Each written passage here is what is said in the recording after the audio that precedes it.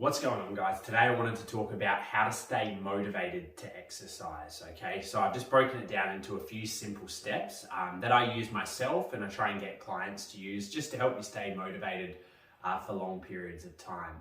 So first one we want to do is set a goal.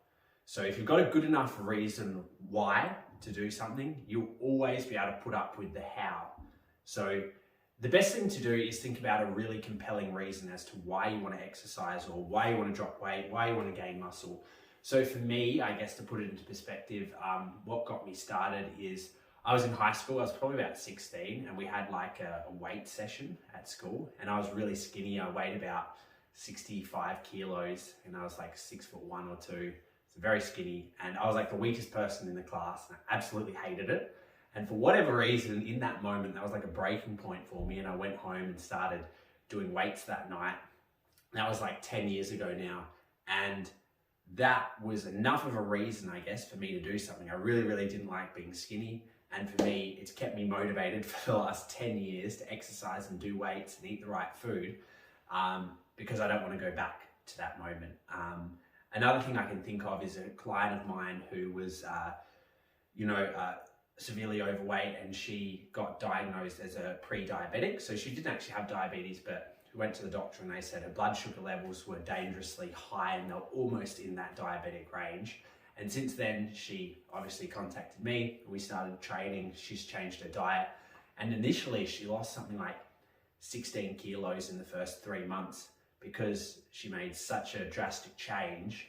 And because that was a breaking point for her and she knew if she didn't do something about it, there would be no coming back from it. So first thing is to set a goal. So you might have a long-term goal, and then it's good to break that goal down into like monthly goals and then weekly goals and then just daily goals. So a daily goal might be doing some sort of exercise.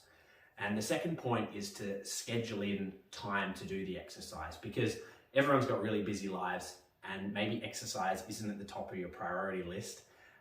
And I know for a lot of people, they kind of put that to the side and they might put their work first or their kids first. And it's not about putting different things first, it's just about making time for everything. And whatever you prioritize, you're going to make time for.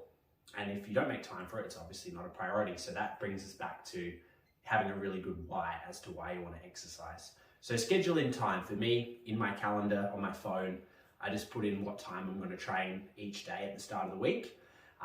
And then that way it's in there. The third thing is making it fun. So for me, I really love doing weights. That's fun for me, as strange as it sounds. So if it's something you enjoy, you're more likely to do it. For a lot of people, it could be playing sport, like team sport, like basketball, soccer, footy, one of those things. So it's kind of disguising the exercise, or doing some sort of dancing might be fun for you. So try and make it as fun as possible, because if it's fun, you're more likely to do it. And you're less likely to dread it and put it off and put something else as a higher priority in front of it. Fourth thing is having like an accountability buddy or having a friend that you can do the activity with. So that's why team sports are great, because if you don't rock up to the game you're supposed to be playing, one of the other team members is going to ask where you are, and that's holding you accountable. Same if you've got a gym partner, and also personal training as well, because that's what, personal trainer's job is, to keep their clients accountable to what they said they're going to do.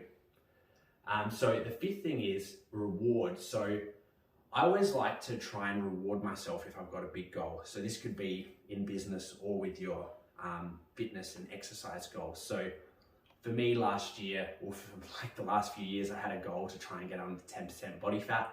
There's no specific reason I wanted to do that, just a challenge for myself. So yeah, I just had a reward for myself. If I reach this certain goal, there's something I wanted to buy, and I was like, if I reach this goal, I will buy this thing that I want.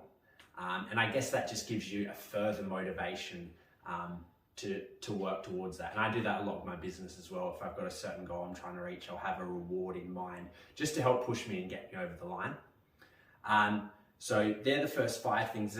And the last thing is remember why you started. So if you don't want to get up in the morning to go and train, you prefer to stay in a nice warm bed, remember why you started. That's the biggest thing.